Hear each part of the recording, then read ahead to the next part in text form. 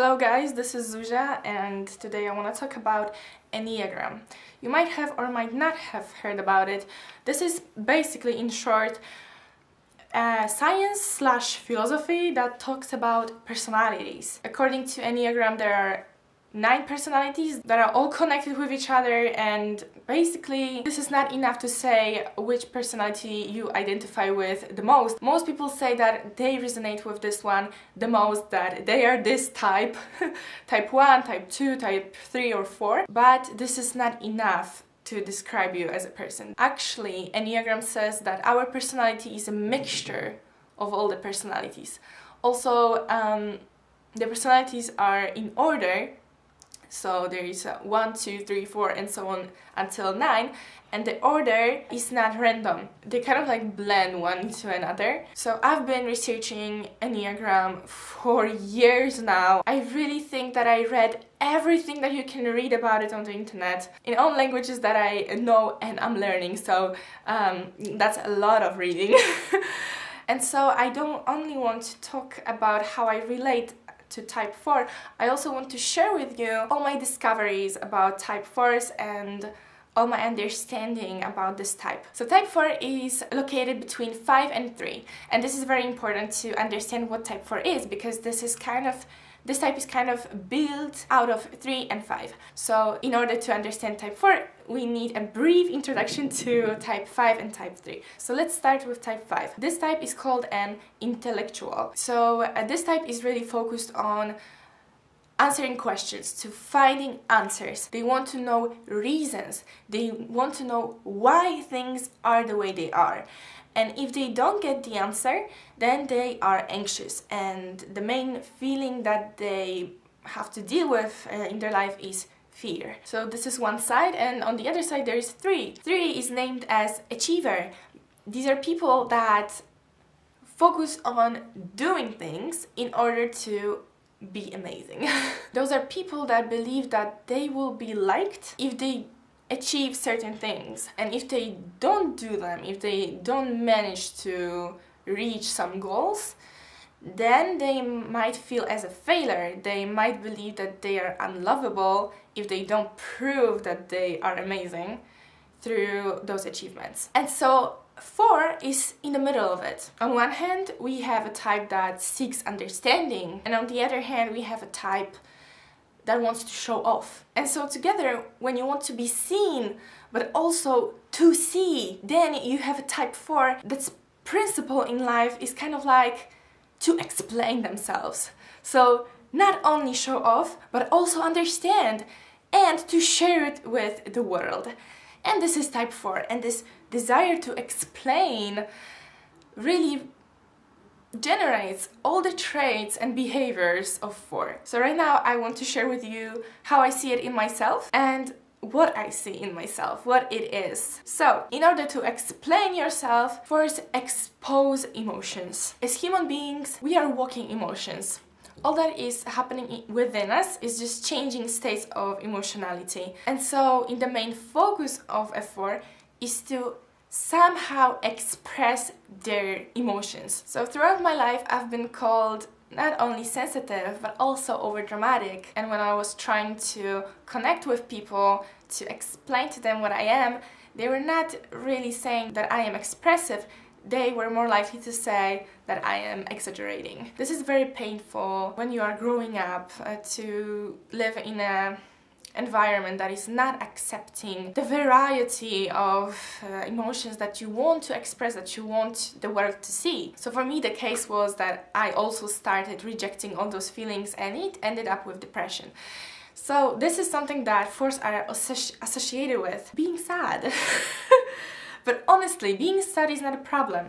I feel like all the other people that are observing the expressive 4s are just interpreting it as being melodramatic, because others are actually oversensitive to sadness, and 4s are not oversensitive. Their sensitivity is just right.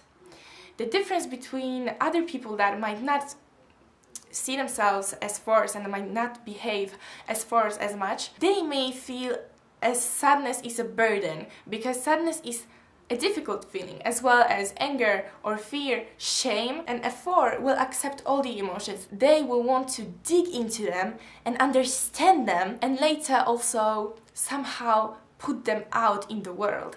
And so in this way they may become quite artistic, because when connection with other people fails, we always have art to help us. Poetry, music, painting, drawing, sculpting, creating videos, films, or whatever other form of artistic expression, it will all help F4 to live. I remember myself making the statement in my head that I cannot survive without art. Not only because I want to express myself, and I can freely do it through art, but also because I seek to see myself in the world, to find myself in the world, and so I try to find art that I can relate to. And this is another thing about F4, that they are trying to find out who they are, and this kind of creates this identity paradox. F4 really wants to discover the true self. They want to name themselves somehow, they want to describe themselves. But first they need to find out who they are. They need to find out what they truly feel. They need to question themselves. They need to question the world that also tries to describe them. And in this chase for authenticity, sometimes or oftentimes they find themselves in trying to be original. So rejecting that they are like the others, because if they are like the others, then they are not like themselves. So they are not finding this truest self. If they are relating to others too much, then there must be something wrong about it.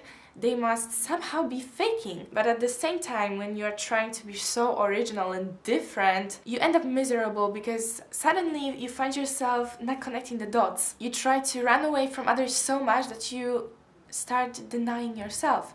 You start denying your true states if they become too similar to what you don't want to be. So at the end of the day, you become fake. All this effort is for trying to know yourself better. And you know, I see it in myself very much. Throughout my whole life, I felt weird.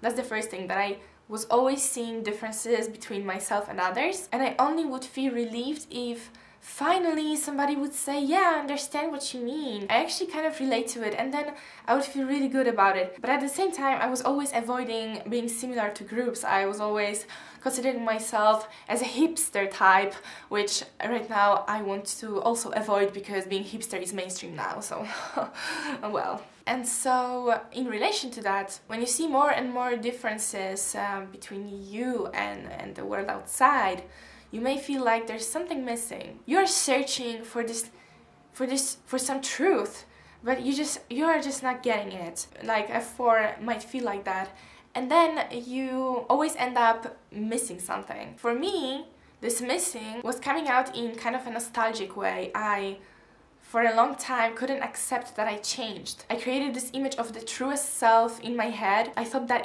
it is lost somewhere in the past. That when I was 12 or 13, I was possessing this truest form of myself, and I was happy then because I was so authentic. But later, when my surroundings changed, I changed too, and I couldn't accept it, and it made me miserable for a long time. I was always missing people that I lost. I was always feeling abandoned because I was just so frustrated that those people are not coming back to me. And I imagined that in the future I will come back to this happiness, but as I'm saying, this will be coming back. This will be not creating something new, because I didn't want new. I wanted something that I lost in the past. Actually, I imagined future as coming back to the past, which right now I've overcome, and I feel like this was the biggest breaking point in my life, to realize that what is now is the truth. It doesn't make me any closer to the truth if I deny it and say that what was in the past was truest than what is now. The hardest thing for F4 is letting go of the past, of friends, of feelings, of identities. There was literally a night I told myself, and I also told that to my friend, that I am letting go of this bullshit. I am not this misery. I am not this missing, longing feeling. I am not what I was a few years ago, 10 years ago. I am what I am. This sentence is self-explanatory. I am right now. It is what it is. And it was very hard for me to say that and also to believe it.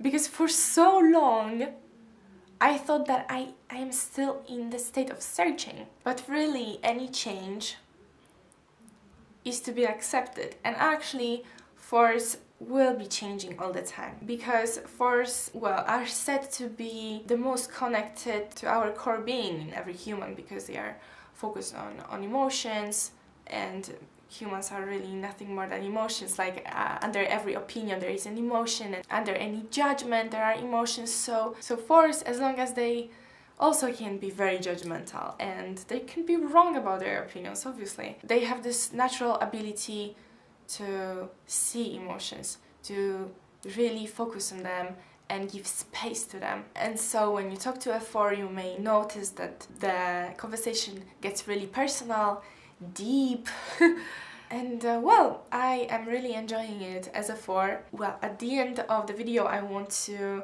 recommend you some sites where you can find out information about Enneagram, and I know lots of sites that talk about Enneagram, so I've already tested out which ones are more reliable and which ones are kind of like too vague, so trust me. You can also take the test to quicker find out which type you are. There is also a guy on YouTube that talks about happiness for each type, which I found very helpful for myself. And as I am very passionate about Enneagram, I am planning on making more videos about it. I am planning a video that will explain briefly each type. Tell me which type you are. Maybe you already know, or maybe you want to take the test. Tell me if you find it any interesting and if you want to see more videos about it, because I know a lot about Enneagram. I will be more than extremely happy to share it with you. So yeah, that's it. Have a nice day, and remember, you are lovely by nature. Bye bye!